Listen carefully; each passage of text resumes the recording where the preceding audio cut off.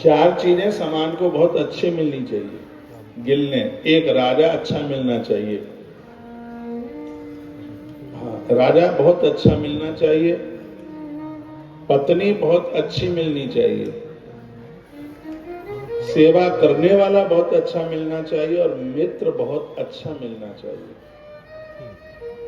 मित्र होगा कपटी, राजा होगा लोभी और पत्नी होगी चरित्रहीन कुनारी और सेवा करने वाला हुआ मूर्ख।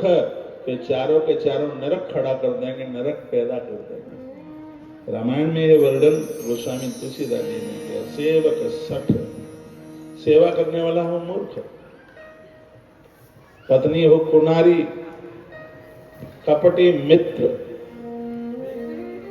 सूल समचारी, ये चारों के चारों कांटे की तरह चलते। तो सेवक तो ऐसा हो भैया, सबसे सेवक धर्म कठोरा। ये सेवा करना बहुत कठिन है, लेकिन कहते हैं करोगे सेवा तो खाओगे मेवा।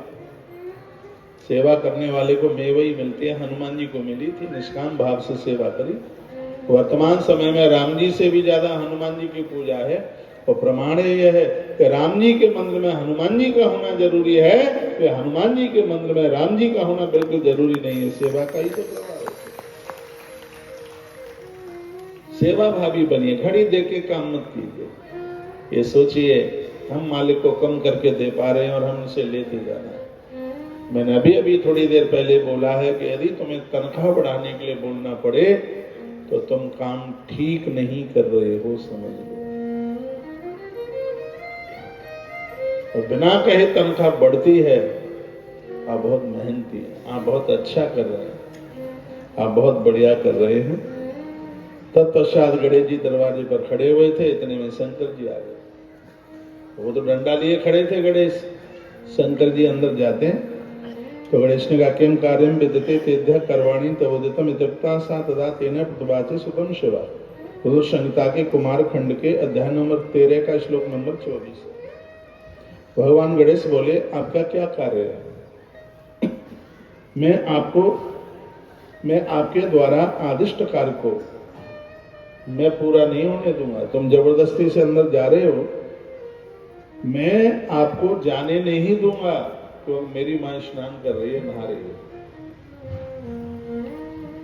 तो शंकर जी ने पूछा कौन है तुम्हारी मां? मेरी मां है पार्वती, मैं उनका बेटा हूं। शंकर जी सोचने लगे हमें पता ही नहीं लगा और ये घर में बेटा कब जन्म लिया, कब आया, कैसे आया, कहां से आया। विचार करने लगे। बिना मदाज्ञान सतपुत्रा निवाद्यन मद ग्रहंत, तुम घर मेरा है, तू रोकने वाला कौन है? ये मैं तुझसे ठीक कह रहा हूं बच्चा, ये घर मेरा है। तो ब्रह्मा जी कहते हैं कि बच्चे ने कहा घर तुम्हारा है, ठीक है, कोई बात नहीं है। और तुमने ये भी कह दिया है कि मैं तुम्हारा पिता हूं, मैं तुम्हें प्रणाम कर लेता हूं, मेरा प्रणाम स्वीकार कर लो, लेकिन अंदर तो नहीं जाने दूंगा क्योंकि मां की आज्ञा है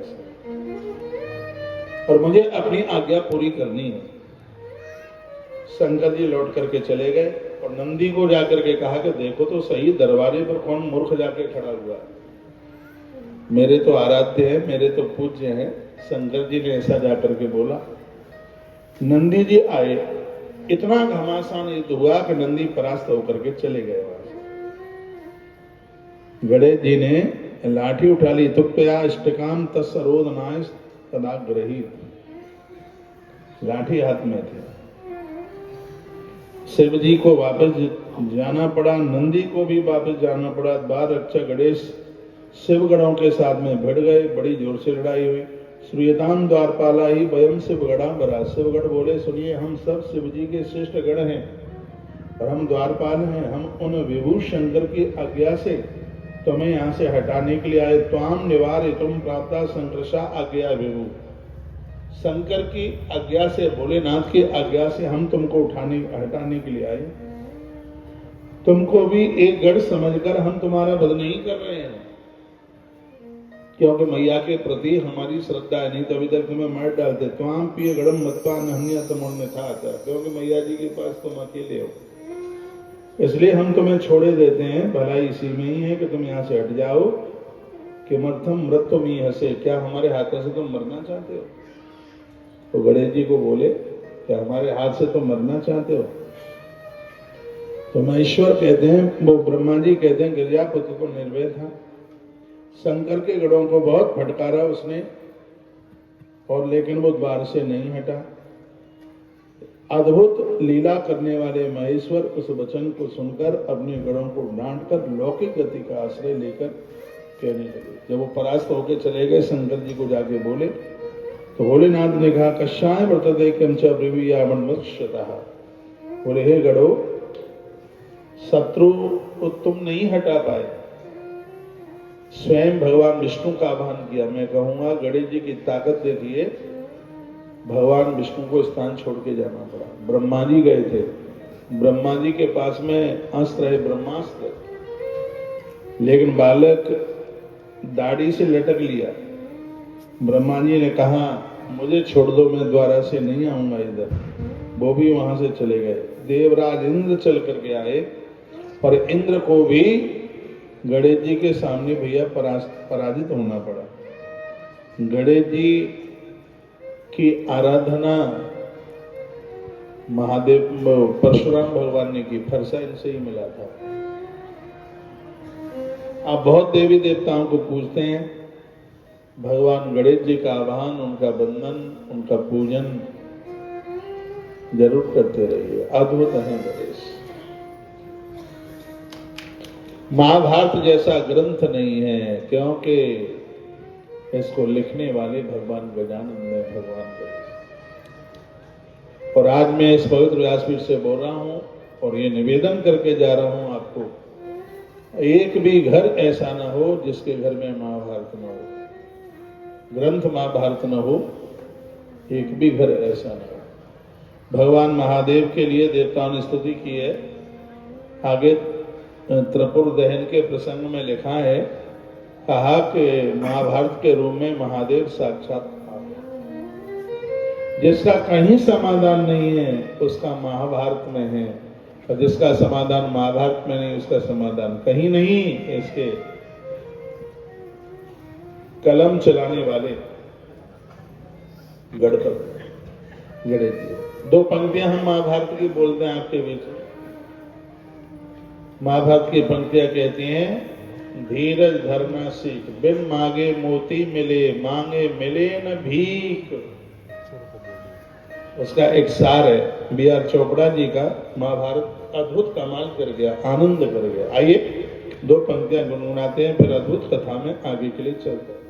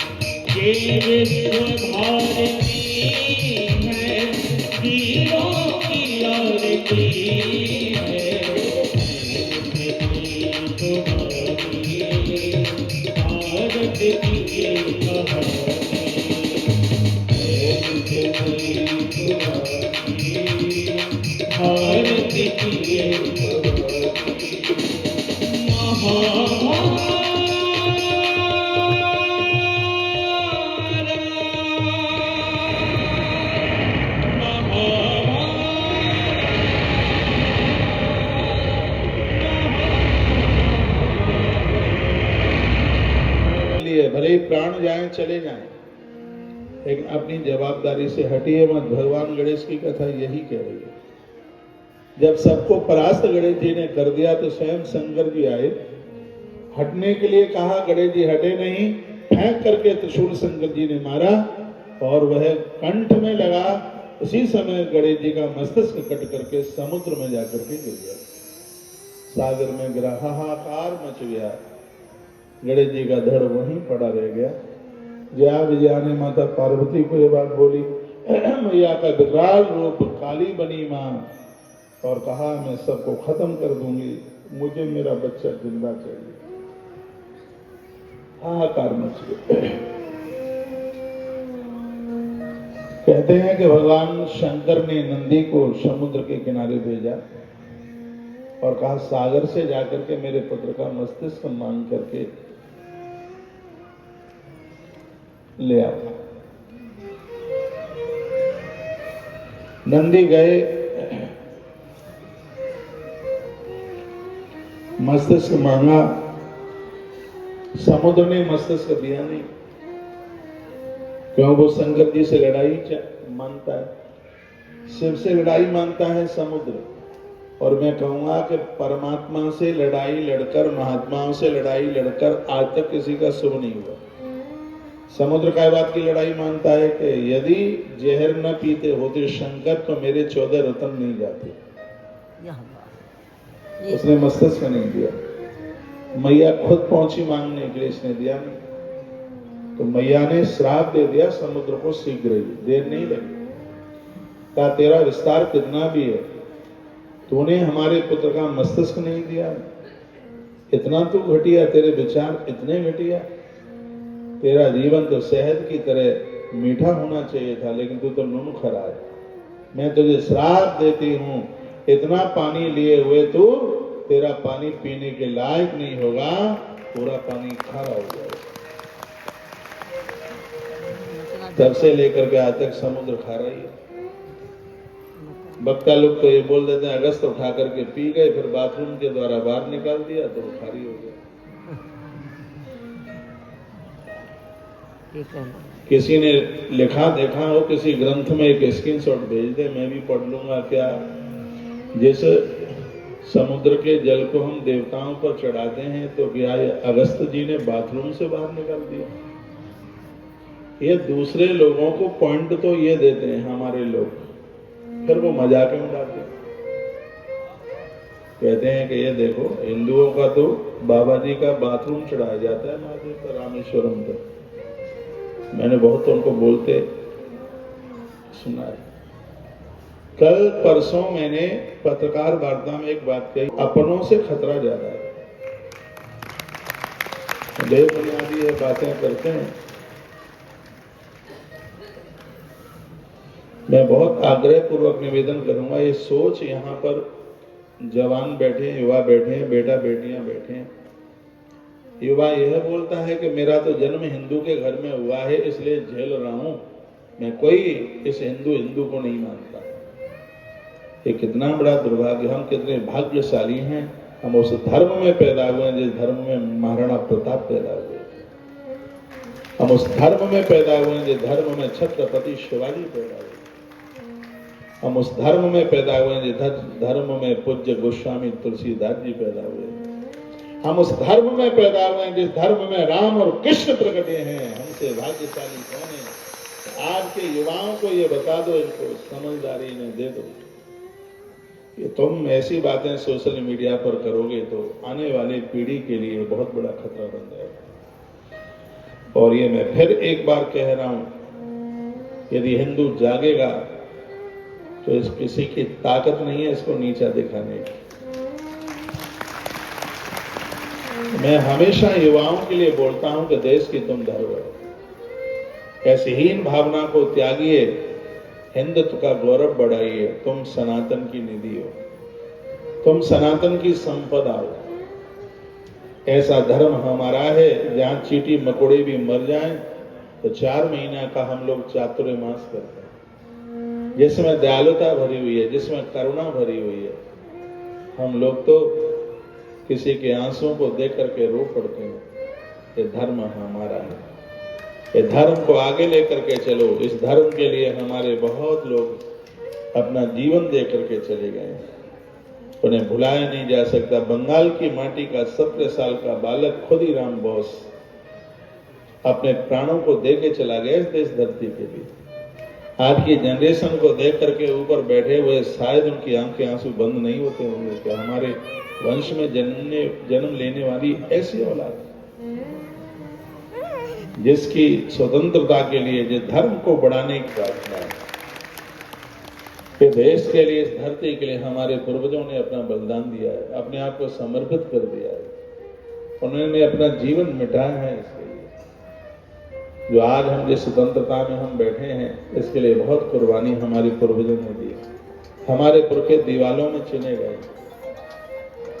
उन्होंने दिन को दिन, उन्होंने रात को रात नहीं किए। इतना बलिदान हमारे सन्यासियों ने, हमारे महात्माओं ने तलवारें उठाई थी बेधर्मियों से लड़ने के लिए। जब फौज कम पड़ रही थी उस समय महात्मा लोग गिरगाहों से, कंदरा से आए, उन्होंने कहा हम मर जाएंगे लेकिन हम अपने धर्म को नीचा नहीं देखने देंगे, हम अपनी बहू बेटियों को नीचा नहीं देखने देंगे। और उनकी रक्षा के लिए हमारे महात्मा, ये किसी को पता नहीं है, आप सबकी बातें कर देते हैं, इनकी भी तो बात कीजिएगा कि देश के लिए, इस धरती के लिए हमारे महात्माओं ने कितनी कुर्बानी दी है। राम मंदिर का निर्माण ऐसे नहीं होगा, कितने साधुओं ने बलिदान दिया, कितने महात्मा लोग काटे गए, मारे गए, लेकिन हार नहीं मानी। कितनों ने जेल की हवा खाई, लेकिन कहा हम राम के थे, राम के हैं और राम के रहेंगे।